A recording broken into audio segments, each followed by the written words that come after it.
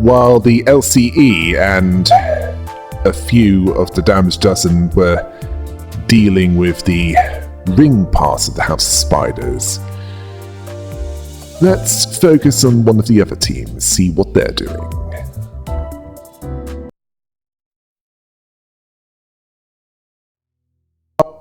While the LCE with some of the LCB were dealing with the ring representatives of the House of Spiders, the LCD was sent to the middles part of the corridor, which looked quite different. Where it looks like the dream location of an otaku. Although this wasn't Don Quixote's concern.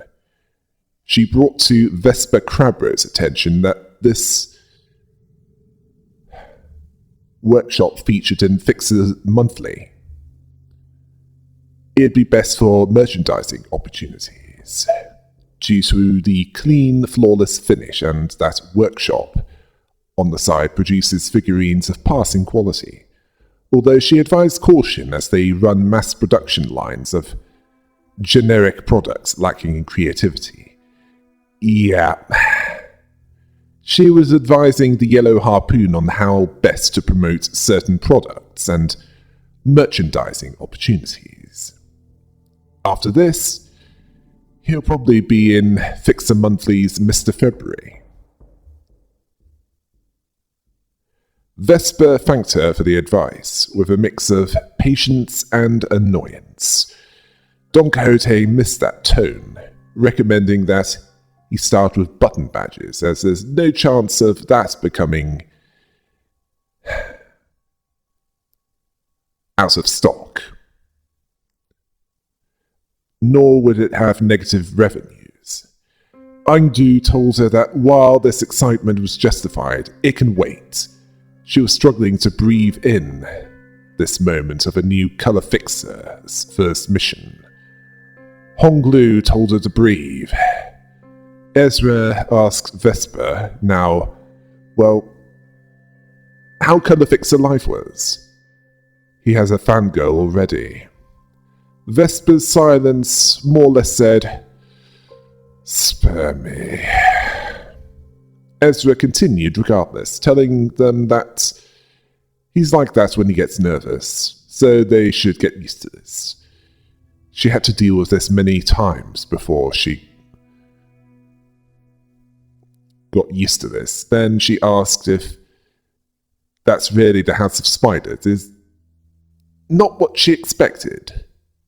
Aindu confirmed that this was the correct location.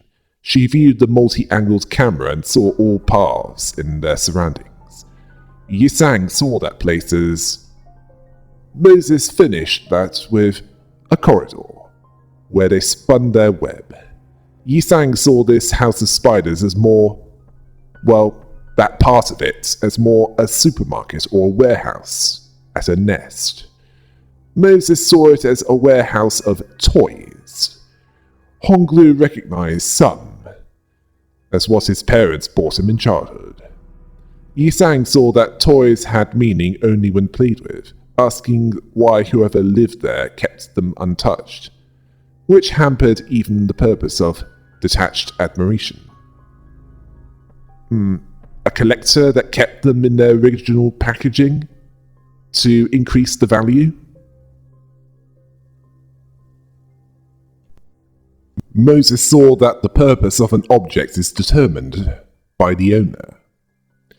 The purpose, in this case, is to display goods. Then a song was playing, and part of the lyrics was, "Leaping across rooftops of the city to protect its peace and safety." Vesper asked if they heard that. Ezra asked if he meant the song. Don Quixote recognized the song.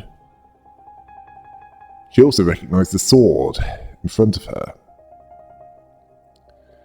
Ezra asked, if it was a twisted song that breaks your mind when you hear it. Don Quixote recognized it as the opener from Let's Go Polonista, a biographical show of Federico, Grade 1 fixer of the Devious Association. Yeah, he would need to leap across the rooftops to minimize syndicates trying to take his delivery. This shows that fixers are often used as a mix of entertainment and propaganda. Entertainment as in, see them fight off the vile, organized criminals that seek to steal what is not theirs. And propaganda to prevent any questions of the necessity of the violence within the city.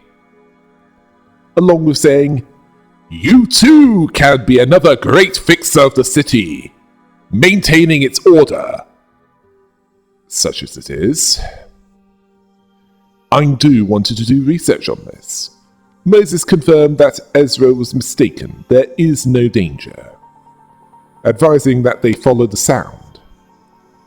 They follow Kira, watching this show excitedly, admiring the breaking slam move, when he slammed a weapon on the ground, using the rebound to leap into the air for the finisher. Lightning kick!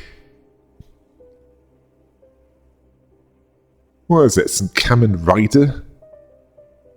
Oh, let's just move on. She wanted Matthias to teach her that. Matthias was a little hesitant to do that, telling her that she needs more leg augmentations and a few more vengeance tattoos. Kira wanted to head out to cross 2 more vengeances off the book. Matthias told her that there's no need, as he was hoping that they would avoid running into those clowns again, seeing this as a baffling coincidence. Yeah, those happen every day. Doesn't mean we should trust them. Yisang was silenced at encountering them so soon. So the group here consists of LCDs Moses, Ezra, Vesper Crabro, the Yellow Harpoon, along with Don Quixote, Yisang, and Honglu. Then we see the past, before they entered the back door to the House of Spiders. Faust explained that when Ryushu signed the contract, they had intel of what the House of Spiders was like on the inside. The order that each would enter would determine where they would end up within it. The LCC saw this unpredictability was outside the realm of analysis, but it's still something within their control. She assumes that no one other than them would come in and out of the House of Spiders. The third person to enter the House of Spiders would emerge in the Ringed Nurse Father's gallery. Virgilius told her that they needed to discuss with the LCA to determine who would go where. The sooner this meeting took place, the better. They should all begin their preparations to infiltrate the House of Spiders, except for Faust and Dante. As for the roster, that will be shared when this was finalized. Back in the present, Yi Sang told them that coincidence had no part in them being there. Vesper said nothing. Matthias saw this as sucking. He'll be fighting with his life on the line that day, especially with that bumblebee punk on their side, referring to Vesper Crabro. Kira was excited at this, asking if he'll use that sword too. She wants to try some of his moves, asking if they saw him kick up the combo counter with the Ujats, pulling off a super, blasting them. Remembering that a fixer using a skill similar to him, asking who was it again? He worked at a legendary fixer office before moving to another one. Don Quixote knew. It was Ronaldo of Charles' office. Oh yes, that office. The same office that used to have Roland, who became the Black Stain. We already know what happened to him. Kira remembered now, where they lined up 10 in a row and cut them all down at once. She's too weak to do that herself. Don Quixote asked if she had not been watching a biography of a fixer just this moments ago. She confirmed that. She watched every fixer-related clip and animation. She sees that she's a fixer fan as well, recognizing all the badges on her coat, asking for one of them. Don Quixote refused. She can't hand over symbols of fixers to one who spectates a massacre as though she was observing a game. Kira believed that she was playing that kind of character. She's not wrong. Yes, Kira is not wrong, as Don Quixote is really Sancho, and she wasn't always like that. Asking if that character is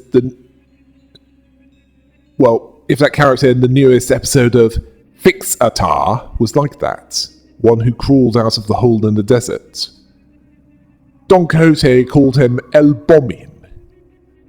Kira referred to him with his full name, El Bomin con botas naranjas, or the bowler hat with orange boots, who once said, "Let the ammunition of justice strike thee down!"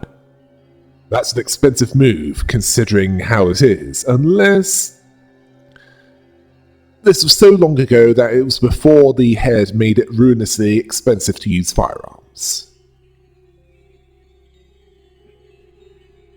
Don Quixote told her to shut up, asking how she deals with the contradiction to admire the justice of fixers through video games and comic books, yet she behaves like this.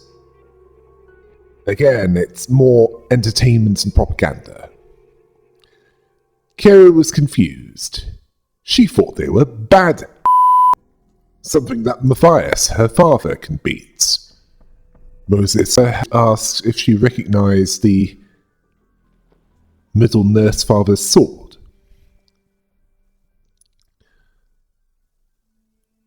She certainly didn't see it as a workshop weapon. Vesper Crabro suspected that it's from a workshop that she doesn't have access to. Ezra saw it as possible. The glowing thing in that scabbard means that it's a relic. Yuria probably could have told them about it if she was there, but it's pretty rare. Ah yes, Yuria, the Atelier Meister, a Tres Association affiliate, and she can make ribbons that can enhance Moses' EGO. Her own EGO allows her to summon her mobile workshop and summon killer teddy bears. Her mind was trapped in one of those teddy bears for a while. At some point between Moses dealing with the Blood Fiend Elder when they were in District 12 and their employment in Limbus Company, Yuria was transferred back to her human body and doesn't appear to be working for Limbus Company, considering that EGO is manifesting to those that gave Carmen the finger. She's likely to have a steady business making items for those that can wield that. And it's not going to be cheap. Matthias sees that she has an eye for weapons. Honglu saw it as interesting. Kira wanted to know what he meant. Honglu saw the amount of trash in that room makes him wonder how that relic came into his possession. Relics are so rare and expensive that even the four families of Hongguan don't have many of them. Let alone the rarer ones. Don Quixote asked what he meant. Moses pointed out that Kira was living like a stereotypical otaku, based on the floor being littered by empty cup noodle containers and toaster pastry wraps. Deducing that they've been eating nothing but junk food for at least a few days. Kira told them that Matthias had bought her a whole box full of them. She was annoyed by how the big brothers and big sisters would be critical of her doing that, but they're not there, asking, what about this? Yi Sang was concerned about the impact on her health. Matthias didn't see this as a big deal, not seeing something so trivial stop him from feeding tasty treats to his family. Moses was mildly sarcastic when she said that this was a shining example of fatherhood.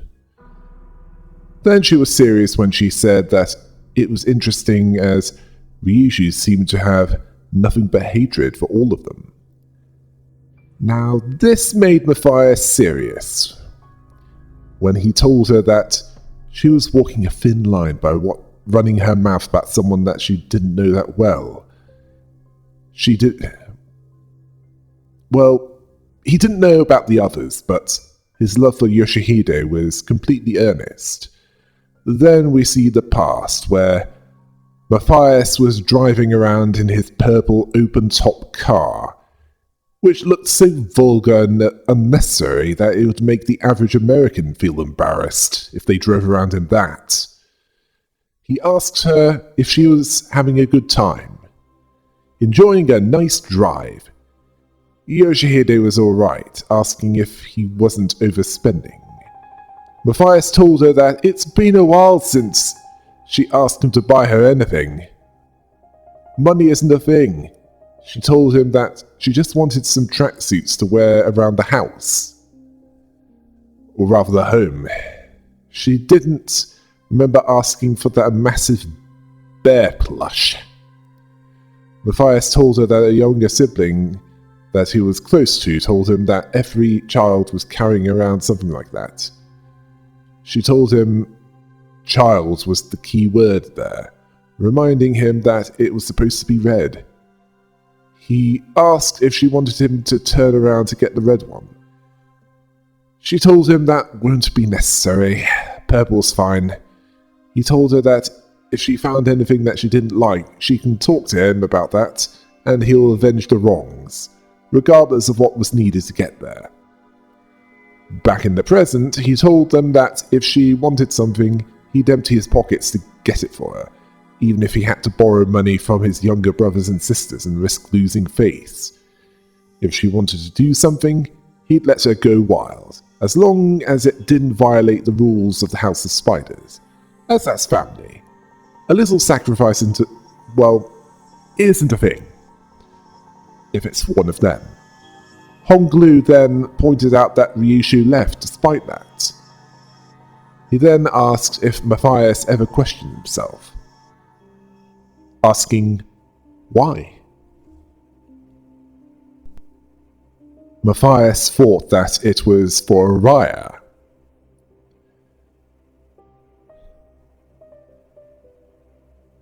He would have snapped her neck if he knew that she'd get in the way of Yoshihide's bright future. Yi Sang had heard enough. He was no good father, and he wasn't wrong about that, as his relationship seemed more transactional, where he thought that as long as he gave her what she wanted, he was a good father. There's more to it than that. Spoiling a child doesn't bring out the best in them. Vesper asked Moses how long are they going to indulge this piece of trash, wanting to take out this finger member. Don Quixote agreed with him, wanting to demonstrate the meaning of justice. Moses told them not to rush. She was about to get started. She used her radio to inform the other side that the LCD was engaging the middle nurse father, understanding that Dante would be monitoring the situation, telling them to proceed according to plan. They then fought the two middle members of the House of Spiders. There's Matthias, who looked like he was an extra from Saturday Night Fever, and Kira, who is basically a stereotypical otaku. Let's talk about the Limbus company side of it first. Those that Dante can control are Yi Sang, Don Quixote, and Honglu.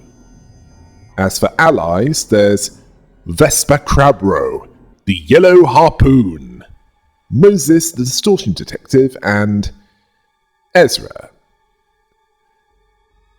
Right, let's start with the recently promoted colour fixer, Vespa Crabro. He's unchanged from his previous fight, so let's move on to Moses. She's strong against Pierce and weak against Blunt. Her attacks are based on what she used during the Distortion Detective story. Her red breath incision causes damage, which is 50% more if a negative effect is on the target, at the cost of 3 SP. Then there's white breath that either gains poise for herself or for herself and allies, healing 15 SP. While the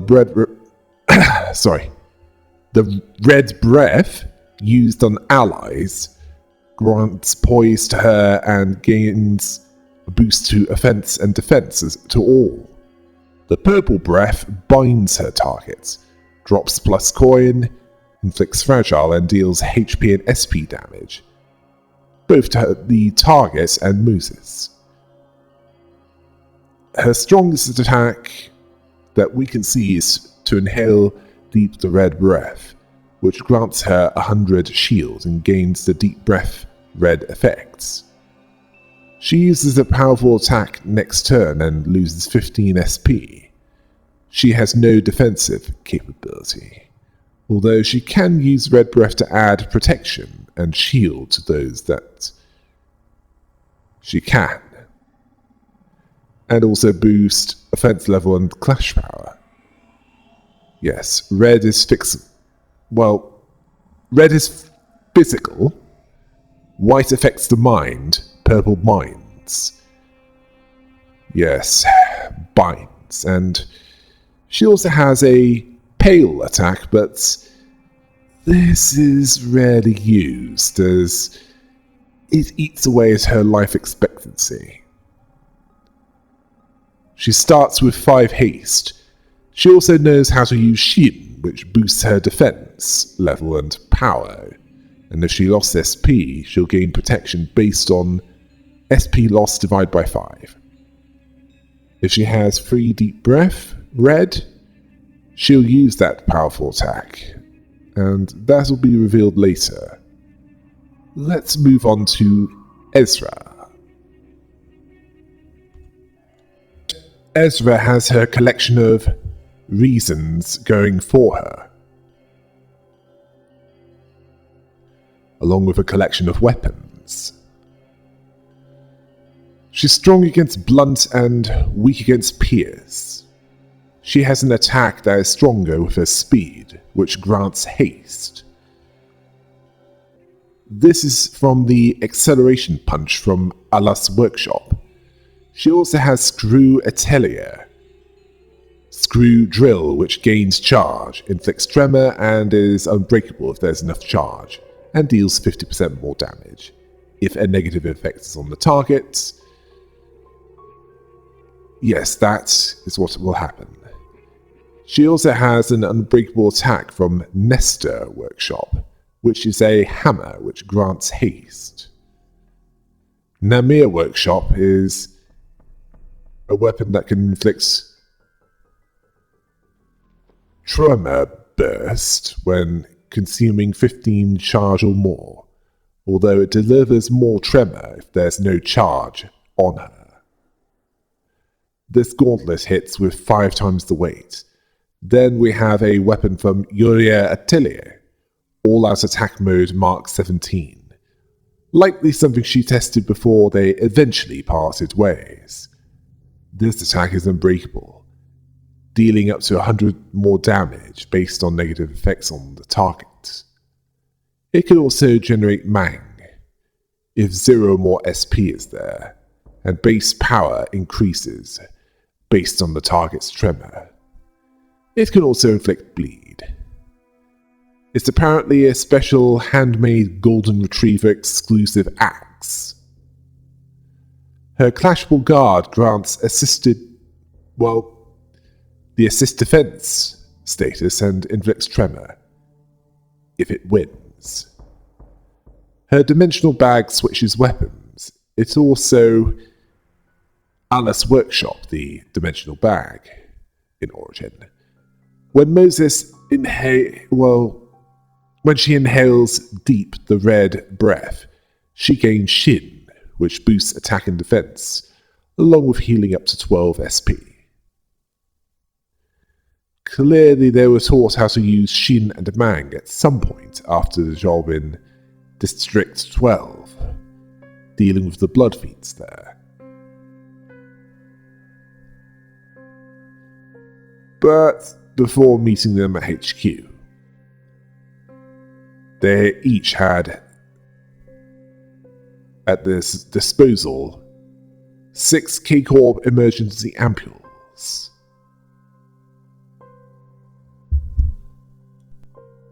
Let's move on to the enemy, Matthias, the middle nurse father. He's weak against Pierce and strong against Blunt. His attacks cause bleed, which increases in power if bleed is on the target, which also inflicts paralysis if the Vengeance tattoo is on him, which deals 10% more blunt and envy damage. One attack even raises stagger threshold. He has a powerful unbreakable attack that consumes all grudge, which boosts offense level at the cost of defense level, while boosting counter attacks, and at maximum he takes 20% more damage.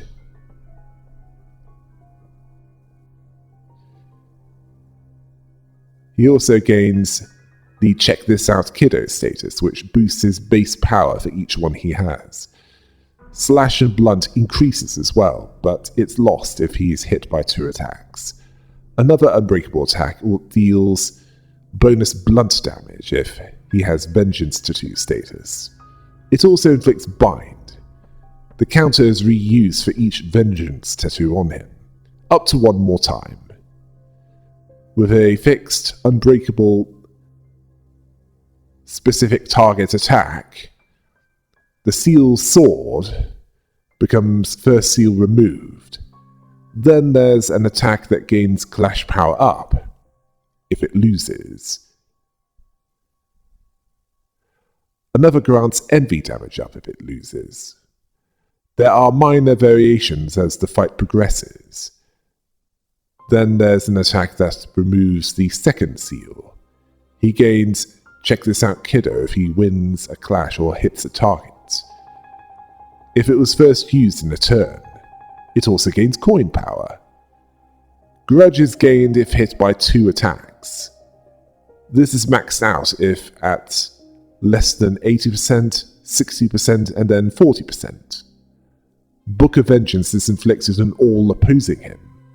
He gains Vengeance Tattoo status if he's hit by more than 3 attacks. He takes 30% less damage from status effects that aren't sinking, and stagger is raised by 50% less. He'll retreat from battle after he's at 40% HP. Kira was weak to Pierce, but not strong against anything in particular. Like Matthias, she inflicts bleed, but she can't stagger her target if she loses 1 attack, and if she has the middle-styled augmentation tattoos, she inflicts Bind if the unbreakable coin doesn't lose. An attack deals blunt bonus damage, raises stagger threshold, and if she has I Got Praised, it increases base power, along with clash and blunt damage. It reuses the coin 3 times. When her thermal blades are on, she gains envy damage up, which also inflicts burn. It seems to cut through her enemies. Her violent breaking slam deals 60% more damage if she's at 40% or less. She also has a 50% chance of inflicting paralysis. Yes, paralysis if she has 5 I Got Praised status. Her counter reuses for up to 2 times for every middle-styled augmentation tattoo on her. She deals 40% more damage, and at 40% HP or less, she gains I Got Praised if she wins a clash. Hits the enemy, and also gains coin power if she uses an attack on the turn. Although she gains Grudge if she loses it. It also maxes out on the same thresholds as Matthias. It's important to note that her augmentation tattoos are middle styled. They aren't the same as the real ones. As for thermal blades, if she has I Got Praised at 3 or more, they are switched on. If at less than 3, they're off. This is a reference to how they have a cooldown mechanic, where they can't be switched on all the time. She'll retreat when at 30% HP or less, and on turn 2, Don Quixote will assist Vesper Crabro with her base EGO without any prompting. And at turn 5, Yisang will use his base EGO. Otis could tell that there was 4 of them in total there. They arrived as Faust said they would. Their assigned destination was reached without any complication. Then she asked Dante where the Golden Bowl was. Dante told her that it wasn't there, but it wasn't far. Mothok reminded them that they hold this position until the Ujat arrived. Then they mobilized to secure the Golden Bar. Dante agreed that this was the plan, although they weren't sure if they should just sit and wait. Then Mothok saw the Index Nurse Father, based on his mask and outfit, advising that they withdraw farther to the back. They were in the corridor of the Index. Rien appeared and said that Ryushu was home. He was just thinking about her. The beaming smile of him had a chilling edge. It was a place full of bookcases in the walls and a lounge area. Ryushu had nothing to say. Rien said that whenever he missed her, he ran his fingers across the grooves of the burn mark she seared into his face. It was bumpy on that side, but grainy like wet sand on the other side, like the trace of waves rolling across the shoreline. Feeling the smooth surface of his mask as he says this, he then told her that seeing her there, it made his face burn and ache. Ryushu wasn't concerned about this. She wanted to know where her daughter was. Rien said that Araya loved her so much. She hoped that she could still recall her face. She wielded that sword with such abandon that day. Ryushu didn't understand. Only she should have been able to open that vault.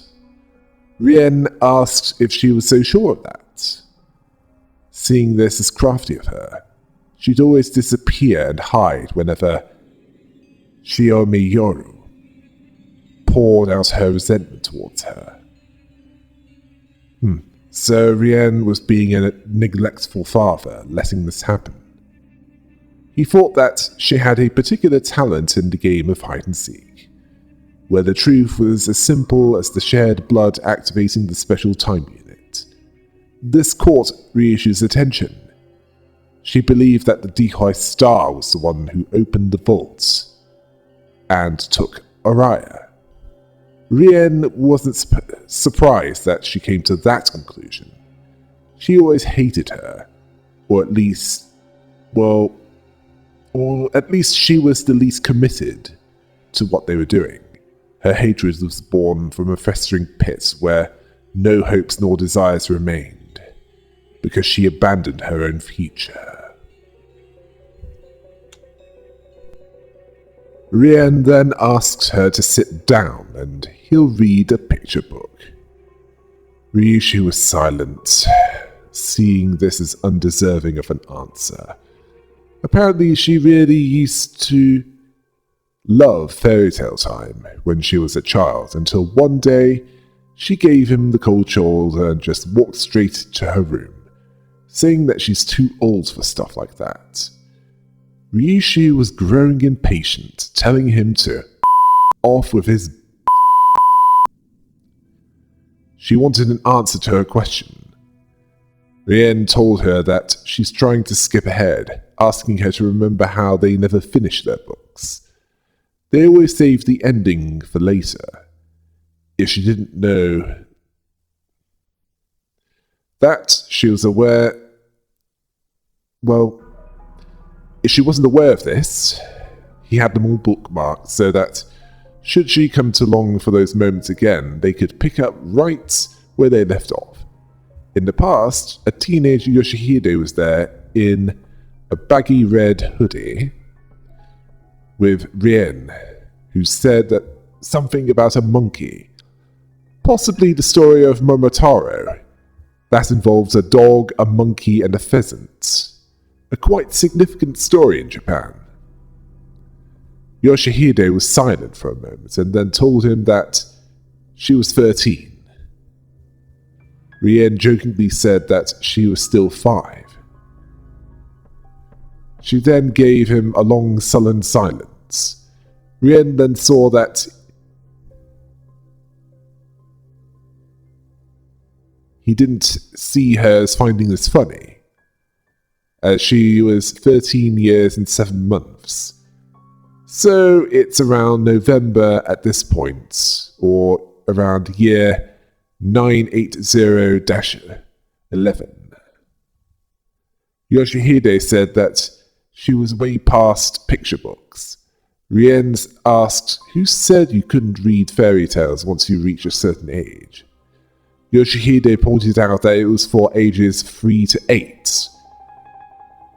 Rien saw this as just a recommendation. Yeah, much like in the 1970s, there are those that believed wearing seatbelts was a recommendation. Rien said, well, he read nothing but picture books himself. Yoshihide didn't think adults read them. Rien saw this as an unfair preconception by those that take too much pride in being able to read books without pictures, as they can't know from only words the shape of the monkey's eyes, their colours. Then, well, that the animal looks like what it did when it laughed. He felt anxious whenever he reads parts without pictures, afraid that his imagination might be different from what the author defined. He then asked if she liked those books. Yoshihide didn't hate them, asking if they can just move on to the next page, what happened to the monkey. Rien decided to stop there today and pick up next time. It's always best to save the endings for later. Yoshihide told him that he said this all the time, yet they've never finished any. She wanted to know what happened after the monkey and the frog raced. Oh, it's not that story then. Rien told her that they'd get to that. It's what the pinky swear was for. Yoshihide told him that if he did lie to her, Rien vowed to swallow 1,000 needles. Well, the prescripts have demanded worse. On the way that Yoshihide escaped, he was on the floor, bleeding, asking her how far she was willing to go. Yoshihide replied by saying as far as it takes. Rien liked the sound of that. She's ready to give everything that she has for him. Asking where did she hide Araya, Yoshihide told him that she's far away from his hands. Rien told him that swords can't sever the spider's thread. She could hack for days, but it wouldn't break. it's that resilient. He told her that she should quit smoking. Back in the present, Rien asked if she never stopped smoking. Ryushu didn't see this as worth answering. Rien saw that she took after the Dihai star, seeing that as blood ties. She always coughed her lungs out whenever Shiomiyaru lit up a death stick. But the moment she grew up as an adult, she started walking the same path as her. He sees himself as a guiding hand to bring her back onto the right path. He told her that if she wanted to find Araya, she should visit the Dihoi star. He'll open a path to get her there, seeing that they'll have more visitors. And these visitors were led by Jamila, the leader of LCA Ujat Vanguard Team 1. She neutralized the proselytes. They're mobilizing to retrieve the golden bars as planned. Ryushu warned her not to rely on predicting his moves, so don't bother figuring that out. Jamila was briefly silenced at this advice, telling her that they should worry about each other's mission first, ordering her troops to their positions, identifying Rien as the proxy of the Index, a former star of the city, ordering them to throw everything they have against him. Rien was briefly silent, telling Ryushu that he knew that those memories might have burned away with his face, but he'll share some with her. Araya has black hair. Her height was somewhere a little above the knees. When she smiled, she flashed her still growing baby teeth. She loved her bright red Randoseru bag, which is traditionally used by Japanese children starting school. It's apparently based on Dutch military rucksacks. She still loved her. Ryushu didn't answer that. Rien didn't see that description alone was enough to get a good picture. It's why he only reads picture books.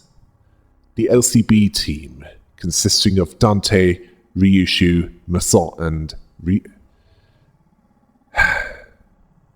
Otis, moved on from the Index section of the House of Spiders. Rien was clearly the most polite towards Ryushu, but he lets the Dihai star be verbally abusive to her. Either that or there's a rule where they're not allowed to interfere with each other's education method in their sections of the House of Spiders, so either he was willfully negligent or his hands were tied. Then there's him never wanting to get to the ending of the picture books and at worst, infantilizing Ryushu. Yet his method of raising Ryushu was the most healthy of the nurse fathers, considering that Valentina treated her as an object, dehumanizing her.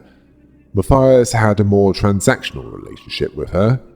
Callisto was insane, although giving himself a lobotomy, making him incapable of empathy, while leaving him capable of functioning, that's probably not something that would help much. The Dihai star was a smoker that set the worst example, being verbally abusive, condemning Ryushu for just being there, blaming her for something outside of her control. Operation Spider Pile. Spider Pyre, rather, was quite fitting, as Operation Spider Pyre was a means that they intended to burn this place down.